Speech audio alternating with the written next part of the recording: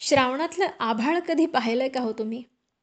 निळाशार आकाशात एखादा पिंजलेला कापूस ठेवावा, तसा एखादा पाण्यानं भरलेला मेघ आकाशात दिसतो. हा मेघ जलराशींनी इतका दाट भरलेला असतो, की जरा बाहेर पडावं म्हटलं, की अंगावर हा जलाभिषेक करतोच करतो. असा हा श्रावणातला खट्याळ मेघ. या श्रावणातल्या अगम्य आणि धुंद निसर्गाचं वर्णन करताना मराठी साहित्यसृष्टीतील, काव्यसृष्टीतील एक नामवंत कवी, त्यांच्या कवितेशिवाय खरं तर हा कार्यक्रम सुनासुना वाटेल. आणि ते कवी म्हणजे आपल्या सगळ्यांचे लाडके पद्मश्री, रानकवी, निसर्गकवी ना. महानोर. ना. महानोरांच्या कविता मुख्यतः निसर्गाशीच संबंधित होत्या. निसर्गात होणारे बदल, निसर्ग आणि मानवी जीवन यांचं परस्पर भावनिक नातं सांगणाऱ्या त्यांच्या कविता आजही मराठी काव्यरसिकांच्या ओठांवर आपसुकच येतात. पाऊस आणि महानोर यांचं नातं तसंच तरल, हळुवार आणि निर्मळ होतं, शुद्ध होतं. त्यांच्या अनेक कवितांमधून याची जाणीव होते. आणि त्यातलीच एक कविता आपल्या सगळ्यांना माहिती आहे, किंबहुना ते गीत सगळ्यांच्या ओठांवर असतंच.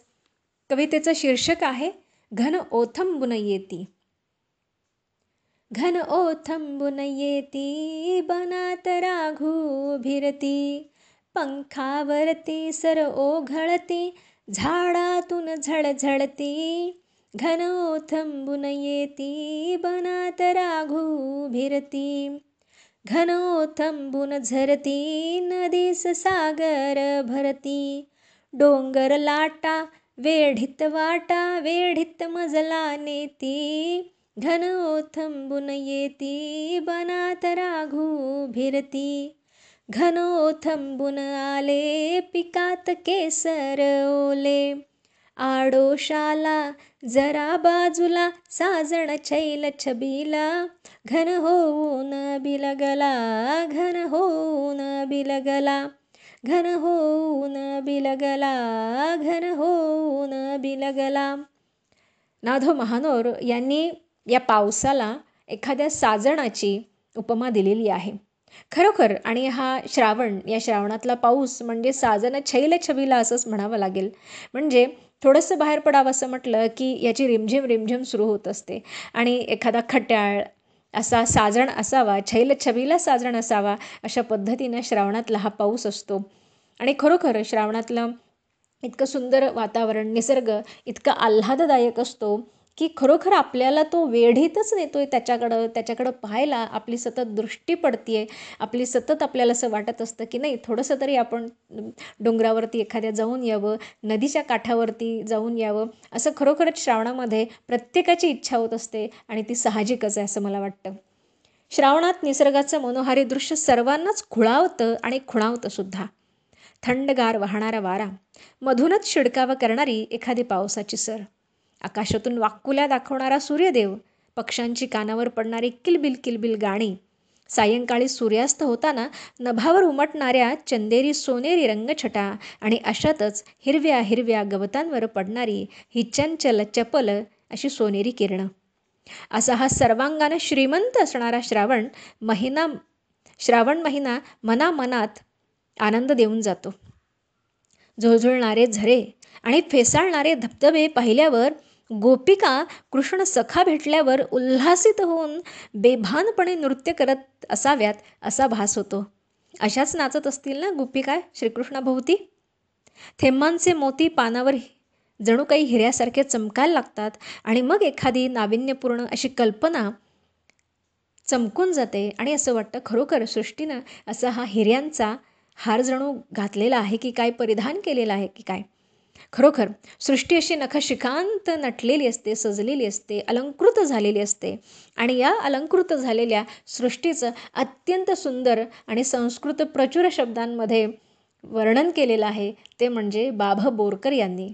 मला स्वतःला बाभ बोरकर त्यांची खूप सुंदर कविता, सगळ्याच कविता आवडतात, पण एक गडद निळे जलद भरून आले ही कविता मला स्वतःला खूप आवडते. कारण संस्कृत हा माझा आवडता विषय आहे आणि संस्कृतची विद्यार्थिनी असल्यामुळं याच्यामध्ये जे काही संस्कृत प्रचुर शब्द आहेत किंवा त्याचा अत्यंत सुंदर अशा पद्धतीनं योग्य ठिकाणी केलेला वापर बाभा बोरकर यांनी, त्याच्यामुळे ही कविता मला स्वतःला खूप सुंदर आवडते आणि तुम्हालासुद्धा आवडेल अशी खात्री आहे. अत्यंत सुंदर शब्दांमध्ये केलेलं आणि खरोखर या श्रावणाला अलंकृत शब्दांमध्ये शब्दांनी अलंकार असे परिधान केलेले आहेत बोरकर यांनी. ऐकूयात बाभा बोरकर यांची गडद निळे जलद भरून आले ही कविता. गडद निळे जलद भरून आले, शीतल तनु चपल चरण अनिल गण निघाले. गडद निळे जलद भरून आले, शीतल तनु चपल चरण अनिल गण निघाले. अनिल म्हणजे वारा. दिनलंघुनी जाय गिरी पदी उमटे क्षितिजावरी, पद्मराग वृष्टी होय माड भव्य नाचे. गडद निळे जलद भरून आले, शीतल तनु चपल चरण अनिल गण निघाले. धुंद सजल हसित दिशा, सजल म्हणजे काय म्हणू आपण, सुंदर अशा पद्धतीनं. धुंद सजल हसित दिशा, तृणपर्णी सज्ज तृषा, तृप्तीचे घनात बघुनी मन निवाले. गडद निळे जलद भरून आले, शीतल तनु चपल चरण अनिल गण निघाले. उतट बघुनी हरी करुणा, हरित धरा हो गगना, मंदाकिनी वरुणी धवल विहंग वृंद डोले. गडद निळे जलद भरून आले, शीतल तनु चपल चरण अनिल गण निघाले. रजत नील ताम्र नील, रजत म्हणजे चांदी आपल्या सगळ्यांना माहिती आहे. रजत नील ताम्र नील स्थिर पल जल पल सलील, हिरव्या तटी नावांचा कृष्ण मेळ खेळ.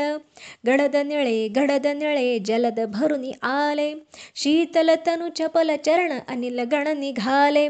मीन चमकुनी उसळे, मीन म्हणजे मासा, मीन चमकुनी उसळे जलवलयी रव मिसळे. नवथर रस रंग गहन करीती नयन ओले.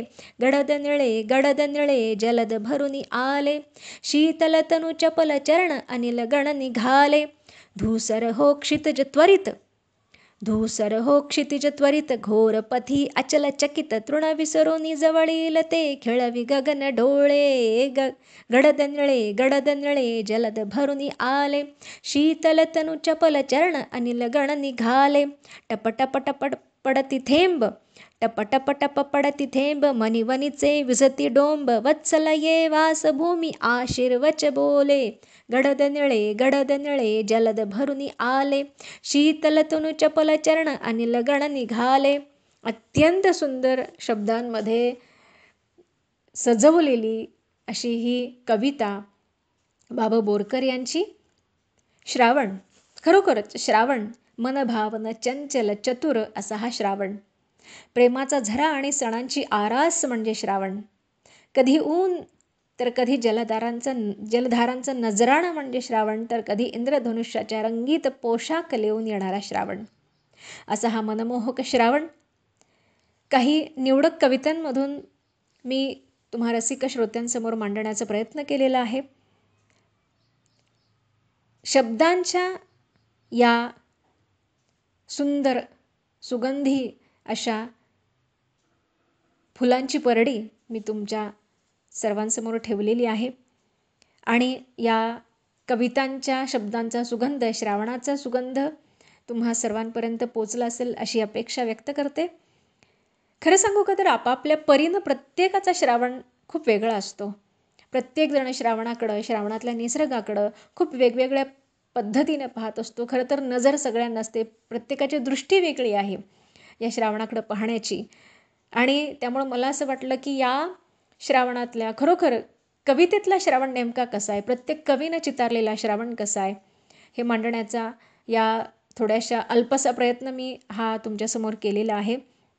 त्याच्यामुळं आपण याला दाद द्याल, प्रतिक्रिया द्याल याची अपेक्षा व्यक्त करते आणि आपापल्या परीनं आपापल्या जगण्यातला श्रावण प्रत्येकानं नक्की अनुभवावा, नक्की शोधावा आणि असाच सुखाचा, आनंदाचा, उल्हासाचा, उत्साहाचा इंद्रधनुष्य तुम्हा सर्वांच्या आयुष्यामध्ये सदैव उमटत राहो हीच सदिच्छा व्यक्त करते आणि तुम्हा सर्वांना धन्यवाद देते.